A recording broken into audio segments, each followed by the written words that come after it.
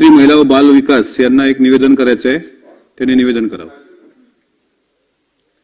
सभापती महोदय, मी आपल्या अनुमतीने मुख्यमंत्री माझी लाडकी बहीण या योजनेसंदर्भात निवेदन करू इच्छिते.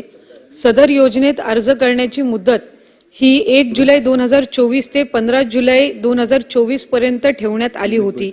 या मर्यादेत सुधारणा करण्यात येत असून आता सदर मुदत 2 महिने ठेवण्यात येत असून ती 31 ऑगस्ट 2024 पर्यंत लाभार्थी महिलांना अर्ज करता येईल. तसेच दिनांक 31 ऑगस्ट 2024 पर्यंत अर्ज करण्यात आलेल्या लाभार्थी महिलांना दिनांक 1 जुलै 2024 पासून दरमहा रुपये 1500 आर्थिक लाभ देण्यात येईल.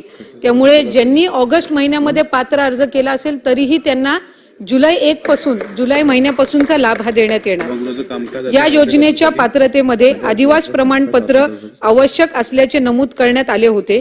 आता लाभार्थी महिलेकडे आदिवास प्रमाणपत्र उपलब्ध नसेल तर त्याऐवजी 15 वर्षापूर्वीचे रेशन कार्ड, मतदार ओळखपत्र, शाळा सोडल्याचे प्रमाणपत्र अथवा जन्म दाखला या 4 पैकी कोणतेही ओळखपत्र प्रमाणपत्र ग्राह्य धरण्यात येणार आहे.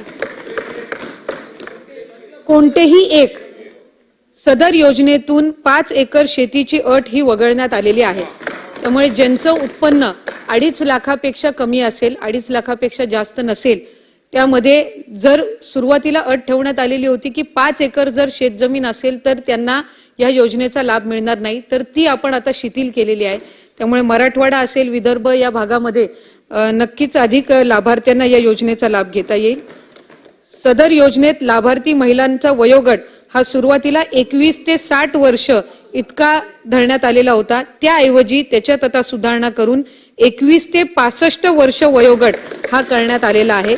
त्याच्यामुळे 60 ते 65 वयोगटातील महिलांना सुद्धा आता या योजनेअंतर्गत लाभ घेता येणार आहे. परराज्यात जन्म झालेल्या महिलांनी महाराष्ट्रातील आदिवास असणाऱ्या पुरुषाबरोबर विवाह केला असेल तर अशा बाबतीत त्यांच्या पतीचे जन्माचा दाखला, शाळा सोडल्याचे प्रमाणपत्र, आदिवास प्रमाणपत्र ग्राह्य धरण्यात येणार आहे. खासकर आपल्या राज्याच्या वेशीवरचे जे जिल्हे आहेत त्याच्यामध्ये कर्नाटक, मध्य प्रदेश, बेळगाव इथून विवाहित केलेल्या स्त्रिया ज्या आलेल्या आहेत, पण त्यांनी जर त्यांचा विवाह महाराष्ट्रातील राज्यातील आदिवास असणाऱ्या पुरुषांसोबत झालेला असेल तर त्यांचे हे दाखले ग्राह्य धरून त्यांना लाभ दिला जाणार आहे. 2.5 लाख उत्पन्न दाखला उपलब्ध नसेल तर ज्या कुटुंबाकडे पिवळे व केशरी रेशन कार्ड उपलब्ध असेल त्यांना उत्पन्नाच्या दाखला प्रमाणपत्रापासून सूट देण्यात येत आहे. ज्यांचं पिवळं आणि केशरी रेशन कार्ड आहे त्यांना उत्पन्नाचे दाखल्याची अट जी आहे ती आपण शिथिल केलेली आहे. सदर योजनेत कुटुंबातील एका पात्र अविवाहित महिलेला सुद्धा या योजनेचा लाभ हा देण्यात येणार आहे. त्यामुळे घरातील विवाहित स्त्री सोबत त्या घरातील एक अविवाहित महिला असेल, मुलगी असेल, तिला सुद्धा ती जर 21 ते 60 या 65 या वयोगटातील असेल तर तिलाही आपण या योजनेअंतर्गत लाभ देणार आहोत. धन्यवाद सभापती महोदय. सभागृहाची आता निवेदनावर चर्चा नाही होणार ना, निवेदनावर चर्चा होणार नाही म्हणते.